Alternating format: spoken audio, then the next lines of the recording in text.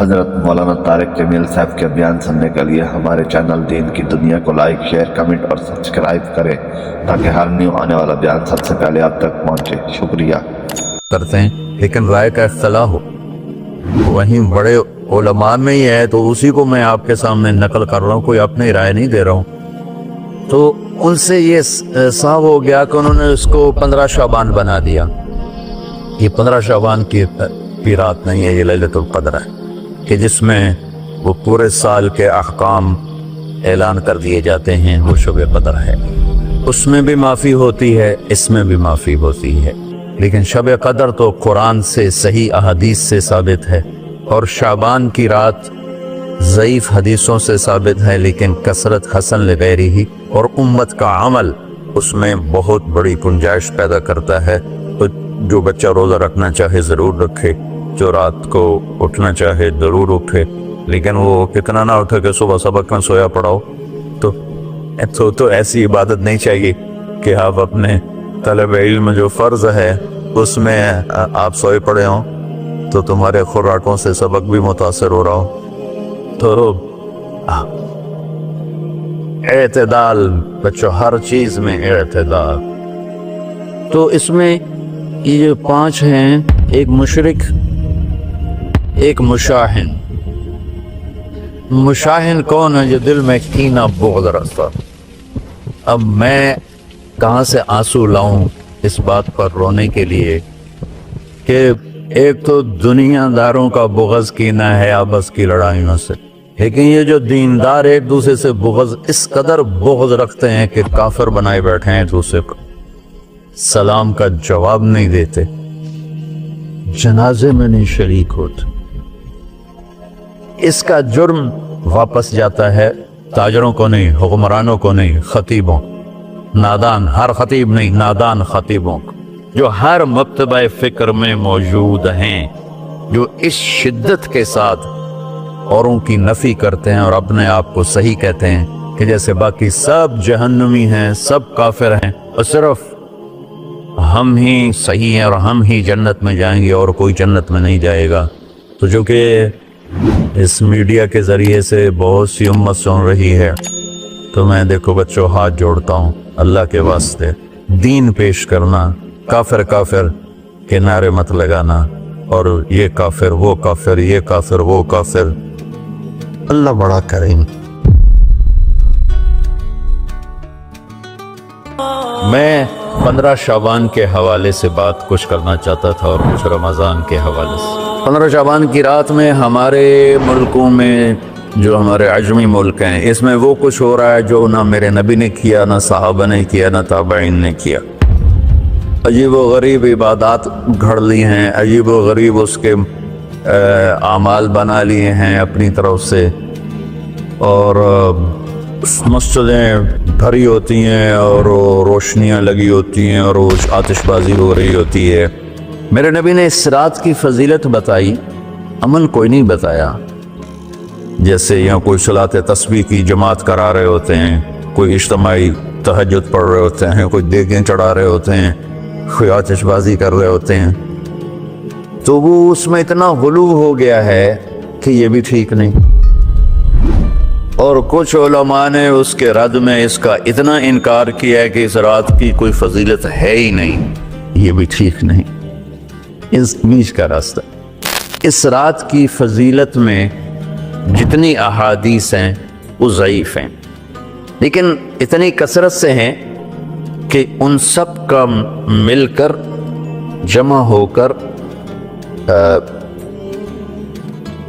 کم از کم وہ حسن لغیرہ تک تو پہنچ جاتی ہیں۔ اور ابن عثیمین رحمۃ اللہ علیہ نے بھی یہ لکھا ہے کہ زیادہ سے زیادہ ان احادیث کے مجموعے سے، چونکہ اگرچہ ضعیف ہیں لیکن کافی زیادہ ہیں، تو وہ حسن لغیرہ تک پہنچ جاتی ہیں۔ تو حسن لغیرہ سے کوئی عمل ثابت نہیں ہوتا، عمل ثابت ہوتا ہے صحیح حدیث کے سے، ایک حدیث کی کثرت سے روایات، اور ایک امت کا عمل، کہ امت کا بہت بڑا طبقہ صدیوں سے اس رات کا اہتمام کر رہا ہے۔ لیکن کچھ عرصہ پہلے تک اہتمام تھا دن میں روزہ رکھنا، رات کو کوئی نوافل پڑھ لینا، کوئی 2 زیادہ پڑھ لینا، لیکن اب یہ ڈھول تماشے جو اب شروع ہوا ہے اس کا تو کوئی وجود ہی کوئی نہیں ہے. تو اس رات کو اللہ تعالیٰ نے مبارک بنایا، اور حدیث پاک میں آتا ہے کہ اللہ تعالیٰ اس رات میں ساری دنیا کے لوگوں کی بخشش فرماتا ہے سوائے 5 آدمیوں کی. 5 کے سوا سب اہل ایمان کی بخشش ہو جاتی. مشرک، المشرک پہلا مشرک، دوسرا مشاحن. مشاحن کیسے کہتے ہیں؟ دل میں بغض رکھنے والا، کینہ رکھنے والا. تیسرا مسبل ازارہ، اپنے پاجامے شلوار چادر کو ٹخنوں سے نیچے تک لے جانے والا، لیکن ایک شرط کے ساتھ کہ وہ تکبر کی وجہ سے، سستی کی وجہ سے ہے، غفلت کی وجہ سے ہے. چونکہ جب آپ نے ایک مرتبہ اس کے بارے میں بات کی تو حضرت ابوبکر صدیق نے کہا یا رسول اللہ میری چادر، عرب چادر باندھتے تھے جیسے ہمارے پنجاب کا لباس چادر تھا، اب وہ کم ہو گئے. ہماری تو بزرگ عورتیں بھی اور مرد بھی سب چادر باندھتے تھے، شلوار تو کسی کو پتہ ہی نہیں ہوتا تھا ہمارے بچپن میں. یہ تو پھر آہستہ آہستہ جب تعلیم آئی تو شلوار دیہاتوں میں بھی اور شہروں میں عام ہو گئی. تو اگر وہ اس لیے لٹکا رہا ہے کہ طبیعت میں تکبر ہے، پھر اس وعید کا وہ حقدار ہے. اگر ویسے اس کی نیچے جا رہی ہے تو میرا مالک ایسا، وہ تو ہے ہی رحیم و کریم، ہے ہی رحیم و کریم، ہے ہی رحیم و کریم. صرف شلوار نیچے لٹکانے سے وہ اتنی شدید سزا دے. اگر اس کے پیچھے تکبر ہے پھر ہے. یہ تکبر نہیں ہے تو انشاءاللہ وہ اس سے محفوظ ہوگا. تو اپنی چادر کو لٹکانے والا، لیکن بشرط تکبر. کتنے ہو گئے؟ 3. عاق لوالدیہ، ماں باپ کا نافرمان. نافرمان ایسا کہ دکھ دینے والا. چھوٹی موٹی اونچ نیچ تو ہر بچے سے ہو جاتی ہے، نہیں جن نے والدین کو ٹکڑے ٹکڑے کر دیا ہو اور ان کو دکھ دے دے دے دے کے ان کا سینہ چیر دیا ہو. چونکہ عاق کہتے ہیں پرزے کرنا کسی چیز کا. تو اپنے دکھ دے کر، اپنی بدتمیزی کے ساتھ اس نے ماں باپ کا دل زخمی کر دیا ہو، ایک یہ نہیں معفوت. 5واں مدمن خمر، مسلسل شراب پینے والا، مستقل جو شراب کا عادی ہو. ان 5 کو مؤخر کر دیا جاتا ہے. معافی نہیں ہونے کا مطلب یہ نہیں کہ اللہ تعالیٰ کبھی معاف نہیں کرے گا. معافی نہ ہونے کا مطلب یہ ہے کہ یہ 5 ایسے گناہ ہیں کہ اس کی وجہ سے بخشش رک جاتی ہے. اگر وہ شرک سے نکل آئے، وہ کینہ سے نکل آئے، وہ تکبر سے نکل آئے، وہ والدین کی نافرمانی سے نکل آئے، شراب چھوڑ دے، تو ان کی بھی بخشش ہو جائے. جب کوئی توبہ کرے گا فوراً بخشش ہو جائے گی. نہ 15 شعبان کی ضرورت ہے، نہ لیلۃ القدر کی ضرورت ہے، نہ بیت اللہ جانے کے ساتھ توبہ کی شرط ہے. جہاں بھی وہ بیٹھ کے توبہ کرے گا، جس لمحے میں کرے گا، اسی وقت اس کی توبہ قبول ہوگی اور اللہ اس کے پچھلے سارے گناہوں کو معاف فرما دے. دن کا روزہ، رات کا قیام، زیادہ قیام سے مراد نوافل ہیں. کوئی گھر میں پڑھ لے، کوئی مسجد میں پڑھ لے. نوافل، نفلی عبادات گھر میں ہی افضل ہوتی ہیں. میرے نبی سنتیں ہمیشہ گھر سے پڑھ کے آتے تھے. تہجد اپنے گھر میں پڑھتے تھے، مسجد میں نہیں پڑھتے تھے. سوائے اعتکاف کے آپ اپنے نوافل سنتیں سب گھر میں پڑھتے تھے اور مسجد میں صرف فرض آ کے ادا فرماتے تھے. اور اس کے بعد بیٹھنا ہوتا تھا تو بیٹھ جاتے تھے، اٹھنا ہوتا تھا تو اٹھ جاتے تھے. تو اعتدال اللہ کو ہر چیز میں پسند ہے. دنیا جو مختصر ہے اس میں کیسے پسند نہیں ہوگا؟ آخرت جیسے معاملے میں بھی اللہ ہم سے کہہ رہا ہے اعتدال، امتاً وسطا.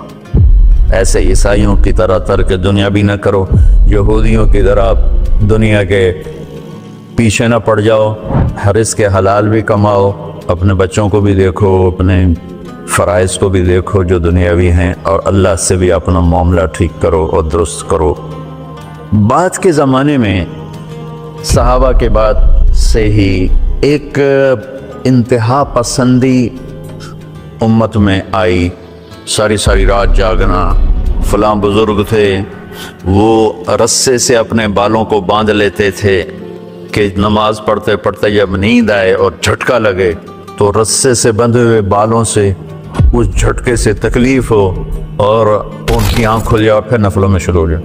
ایک فلاں بزرگ تھے، وہ اپنے آنکھوں میں نمک کا سرما لگاتے تھے تاکہ آنکھیں جل جائیں اور اس میں وہ جلن پیدا ہو جائے اور نیند اڑ جائے۔ یہ ایسے واقعات بھرے پڑے ہیں۔ فلاں بزرگ تھے، انہوں نے 30 سال عشاء کے وضو سے فجر کی نماز ادا کی۔ یہ اپنی جگہ پہ بزرگی ہے، لیکن یہ بھائیوں یہ دین ہم پیش نہیں کر سکتے۔ فلاں بزرگ تھے، وہ 30 سال سے ستو کھا رہے تھے کہ روٹی کھانے اور ستو کھانے میں 70 دفعہ سبحان اللہ کا فرق پڑ جاتا ہے۔ تو روٹی کھائیں تو 70 دفعہ سبحان اللہ کم کہہ سکتے ہیں، اور ستو کھائیں تو 70 دفعہ سبحان اللہ زیادہ کہہ سکتے ہیں۔ تو لہٰذا انہوں نے کہا مجھے تو 30 سال ہو گئے، میں تو ستو کھا رہا ہوں، میں تو روٹی نہیں کھا رہا۔ یہ دین نہیں ہے، یعنی یہ وہ دین نہیں جو ہم انسانیت کو پیش کر سکیں۔ یہ تو لوگوں کو دوڑانے والی بات، یہ رہبانیت کی شکل ہے۔ یہ وہ دین نہیں جو ہم لوگوں کو پیش کریں گے تو وہ کہیں گے واہ واہ واہ واہ کیا دین ہے بھائی، قبول کرو۔ یہ ایک قسم کا غلوف آیا۔ میں ایک حدیث سناتا ہوں، بخاری شریف میں بھی ہے، مجھے اب ہر شے بھول گئی، لیکن وہ ہے نہی الغلوف، اس طرح کر کے آپ لوگ زیادہ جانتے ہوں گے جو پڑھ رہے ہیں کہ غلوف سے نہیں۔ حدیث آپ کو سب کو یاد ہوگی کہ 3 صحابہ آئے اللہ کے نبی کے گھر اور پوچھا کہ اللہ کے نبی رات کیسے گزارتے؟ تو وہ گھر والوں نے کہا سوتے بھی ہیں، جاگتے بھی ہیں، کھاتے بھی ہیں۔ تو وہ تینوں آپس میں کہنے لگے وہ تو نبی ہیں، سوئیں بھی تو کوئی بات نہیں، اور شادی ہے کوئی بات نہیں، ہم تو نبی نہیں، ہمیں تو کچھ کرنا چاہیے۔ ایک نے کہا کہ میں ساری زندگی روزہ نہیں چھوڑوں گا، ایک نے کہا کہ میں ساری زندگی سوؤں گا نہیں، ایک نے کہا میں ساری زندگی شادی نہیں کروں گا۔ تو دیکھنے میں تو واہ واہ کیا بڑی بزرگی ہے، وہی بڑے بزرگ ہے۔ ہمارے نبی کو پتہ چلا، آپ نے تینوں کو بلا لیا، کہ تم مجھ سے زیادہ اللہ سے ڈرنے والے ہو، میں تم سے انا اتقاکم یا اخشاکم، الفاظ آپ لوگوں کو زیادہ یاد ہوں گے لیکن مفہوم میں صحیح پیش کر رہا ہوں۔ آپ نے کہا میں تم سے زیادہ اللہ کو جانتا ہوں، تم سے زیادہ اللہ سے ڈرتا ہوں، میں سوتا بھی ہوں، میں کھاتا بھی ہوں، میں روزے بھی رکھتا ہوں، میں چھوڑ بھی دیتا ہوں، میری بیویاں بھی ہیں، میں اپنی بیویوں کے پاس بھی جاتا ہوں۔ تم دین میں غلوف سے بچو، پہلے امتوں کو ہلاک کر لیا دین میں غلوف۔ دنیا میں غلوف یعنی انتہا پسندی، ایکسٹریمسٹ ہونا، دنیا ہو یا دین ہو، دونوں میں اعتدال بچو، اللہ تعالیٰ کو پسند ہے۔ تو شعبان کے حوالے سے ایک علماء کا طبقہ اتنا رد میں گیا کہ ایسی نفی کر دی کہ جیسے ہے ہی کچھ نہیں، یہ بھی غلط ہے۔ ایک طبقہ وہ ہے جو پتہ نہیں کیا کچھ کرتا ہے شب برات کے نام پر، وہ بھی غلط۔ ساری حدیثوں کو ملا کر روزہ اور رات کا قیام، کہ رات کو اٹھ کے کچھ اللہ کو یاد کر۔ اس آیت میں بعض مفسرین سے غالباً بھول ہوئی، حامیم والکتاب المبین انا انزلناہ فی لیلۃ مبارکۃ انا کنا منذرین فیہا یفرق کل امر حکیم امر من عندنا انا کنا مرسلین۔ یہ لیلۃ القدر ہے، انا انزلناہ فی لیلۃ مبارکۃ، یہاں دوسرا لیلہ مبارک رات میں ہم نے قرآن کو اتارا۔ دوسری آیت کو جوڑو، انا انزلناہ فی لیلۃ القدر، ہم نے قرآن کو لیلۃ القدر میں اتارا۔ تو وہ آیت اس آیت کا ترجمہ کر رہی کہ لیلۃ المبارک سے مراد لیلۃ القدر ہے، 15 شعبان نہیں۔ لیکن بعض مفسرین جو بڑے لوگ ہیں، لہذا ہم سب کا ادب احترام۔ حضرت مولانا طارق جمیل صاحب کے بیان سننے کے لیے ہمارے چینل دین کی دنیا کو لائک، شیئر، کمنٹ اور سبسکرائب کریں تاکہ ہر نیو آنے والا بیان سب سے پہلے آپ تک پہنچے۔ شکریہ۔